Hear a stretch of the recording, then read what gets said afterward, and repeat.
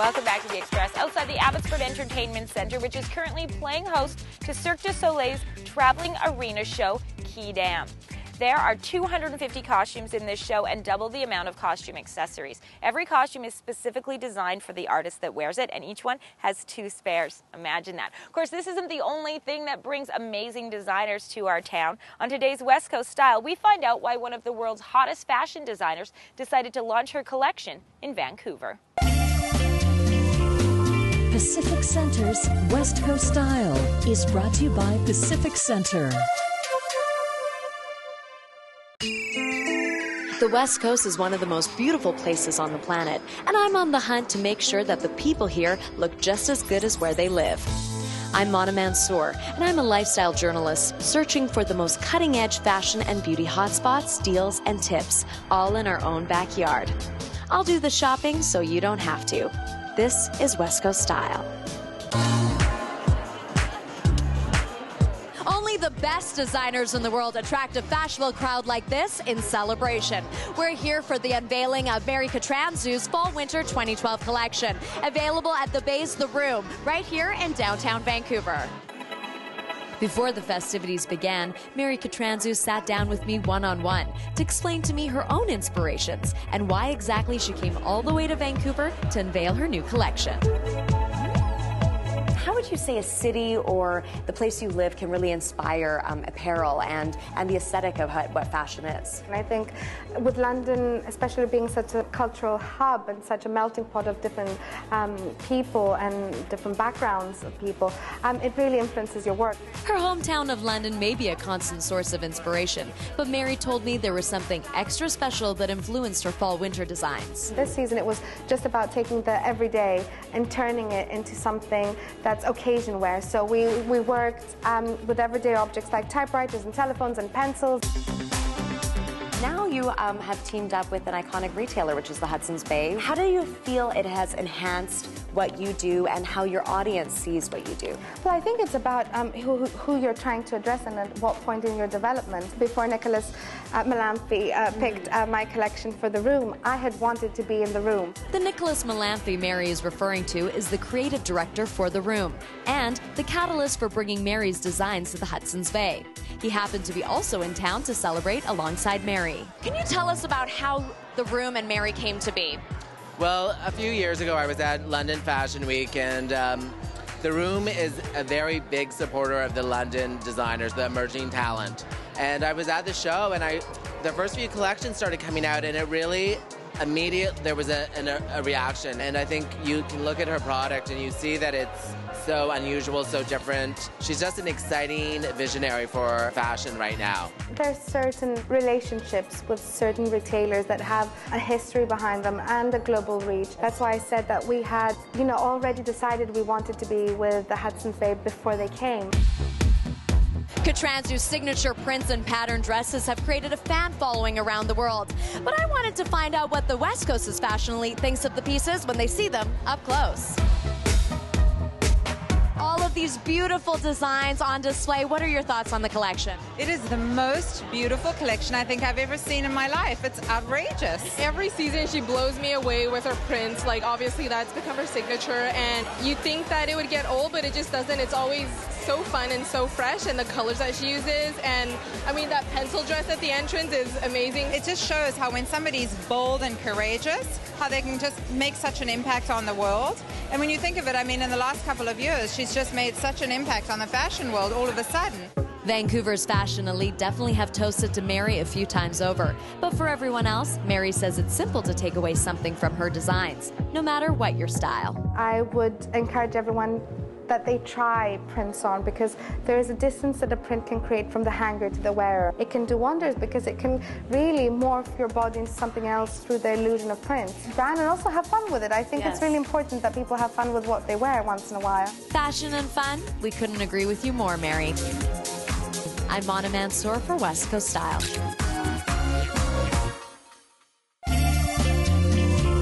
Pacific Center's West Coast Style has been brought to you by Pacific Center.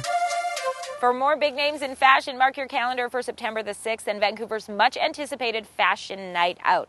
On our show with West Coast Style, we'll have your VIP seat.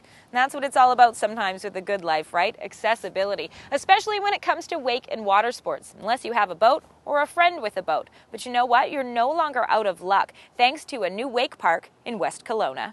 Cultus Lake Water Park's Big Summer is brought to you by Cultus Lake Water Park. Travelers over the bridge to West Kelowna have a lot of questions about the curious structures in the shallow water near shore.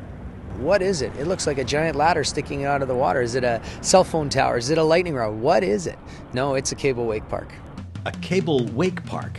Well, maybe this will help clear things up. A cable wake park is the exact same system as a T-bar. Instead of sitting under your behind, sits in your hands. Instead of going uphill, you're going flat. And instead of going over snow, you're going over water. Fast over water. It looks daunting, but Whiplash Cable Park owner Conrad Weicker says it doesn't have to be. We have a you must get up policy. Everybody somehow gets up on this system. And we're about to put that guarantee to the test as I get into a wetsuit and head to the dock for basic training. Ready for your lesson, sir? I am ready for my lesson. Excellent. The heart of the system is a powerful electric motor controlled by a trained operator and computerized safety overrides. Let the board push you. The difference being is the cable will do the work.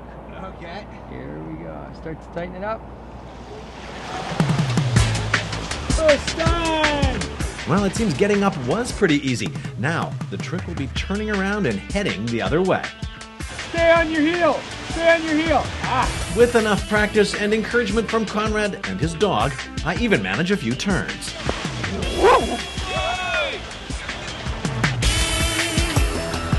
Amazingly easy to get up. Way different from a boat. The steady pull of it, it just seems so much simpler. The cable system makes it possible for anyone to have a go at board sports, once the exclusive privilege of those with a fast boat. We attempt to give kids an opportunity to introduce them to wakeboarding, water skiing, kneeboarding. We can pull you behind a tube if that's what Grandma wants to do.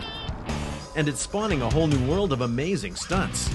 I love it. I've never rode behind a boat, so I can't really talk from that perspective, but from everything that I've done on the system, I love it, and it's an upcoming sport, and I think wakeboarding is turning to the cable for all the new events. Yep.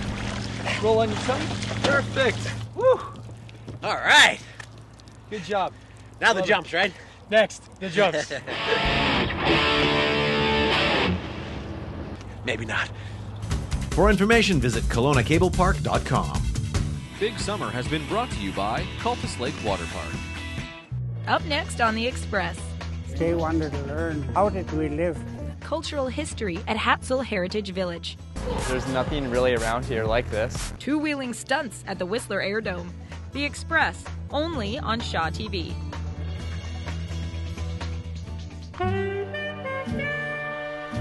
The Express is brought to you in part by Plum, fashion supplier to host Johanna Ward. Today's generation of young people spend the least amount of time outside of any generation in human history. We need to have children out, we need to have people out in order to see the world around that allows us to live.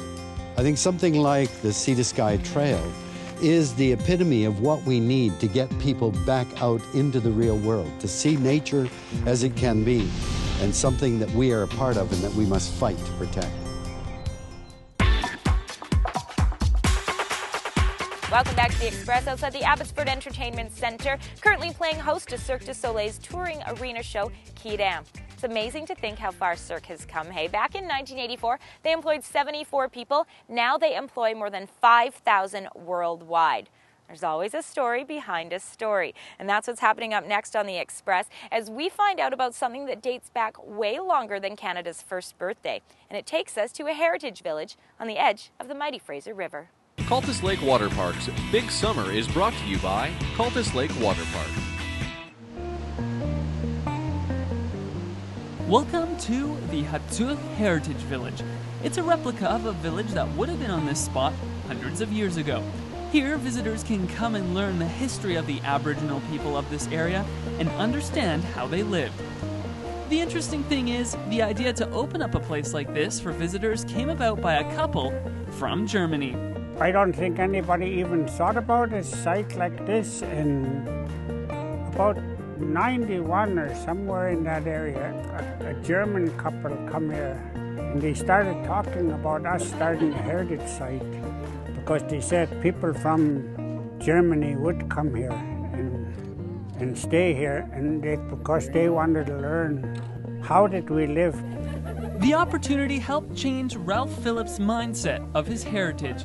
I was really looking for something because I had quit drinking by then, and I think that's what really woke me up to see that as a Native person, we had a lot more to offer than I had ever thought. It's a fascinating symbol of revival.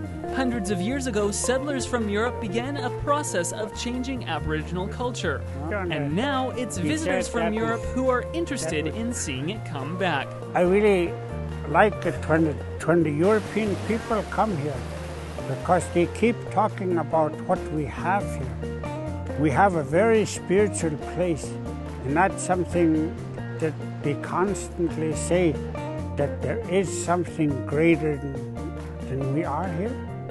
In the village, visitors can go on the guided tours to learn about the area and the people who lived here. They can also enjoy some food from the pig cooking demonstration and spend the night in a teepee. Just think about it, spending the night in a teepee? How awesome is that? It'd be awesome. Well, it's probably how the teepees are set up and everything. We got the 4 in the back and the 1 in the front, so you know where the leaders are all sleeping, eh? That's where I'll be. On August 28th, the village will be holding its second cultural event of the season, and they're inviting anyone who wants to come to check it out. At the Xatsull Heritage Village, I'm Jonathan Horst for Big Summer. Big Summer has been brought to you by Cultus Lake Water Park. Xatsull Heritage Village is open until October 13th, 2012. You can book your tours, your workshops, your accommodations in advance. The traditional sweat ceremony, that's by donation. Now, still to come on today's Express, some pretty amazing stunts from Cirque du Soleil's Quai. But right now, some 360s and some tuck no-handers. And don't let me forget, it's also at a pretty sweet spot for the year 13 birthday bumps. My birthday wish is to land a 360. It's the kind of birthday wish that has a good chance of coming true here at the Airdome in Whistler. It's just a safe environment, and you can't get hurt because you're landing in foam instead of like a dirt landing. It's good to have a good soft landing before you dial down your tricks. I'm going for 360s, tuck no-handers, no-foot cans, bar spins, tail whips, maybe even a backflip. Jack has brought 3 of his buddies to help him celebrate his 13th birthday. Parker Eels, Ryan Butler, and Ben Walsh. Having visited the Airdome once before, Parker is the first to drop into the steep entrance ramp, while the other 3 boys look tentatively on. I'm really excited to come up here. It's a big treat to ride the Airdome. I wish we had one where I lived. Normally, these 4 boys practice on dirt jumps in Parker's backyard. However, today they've traveled all the way from Maple Ridge for a 3-hour session. The 5-hour round-trip commute was worth it. This 8,400 square foot indoor bike training facility offers progressive jumps, pipes, ramps, and trampoline, as well as the foam pit. The facility is open 7 days a week on a drop-in basis. Limited helmet and bike rentals are available. There's nothing really around here like this. And as far as like world-class facilities, like not many lift access bike parks even offer an indoor facility like this. We have progressive box jumps, so these are the small ones. And then on the other side of the foam pit is the advanced line. We have a drop into the foam pit as well. A lot of foam pits in parks like Woodward and other big indoor facilities, they don't have a drop. So it's really cool that we have that. Drops and jumps in the Airdome help prepare slopestyle riders for competitions such as Crankworks. The Coliseum of Freeride Mountain Biking showcases North America's top athletes from August 10th to 19th in Whistler. I watch it all the time on TV. It's really cool. Hits are just like massive. It's scary. All 4 boys who have ridden for 5 years hope to become pro riders one day. I like just like when you land a trick, you're just so excited and everything. When you're biking, everything's out of your mind and you just focus on what you do. And the airdome helps dreams such as these take flight on the West Coast. Rain or shine, leaving Jack looking forward to his next birthday.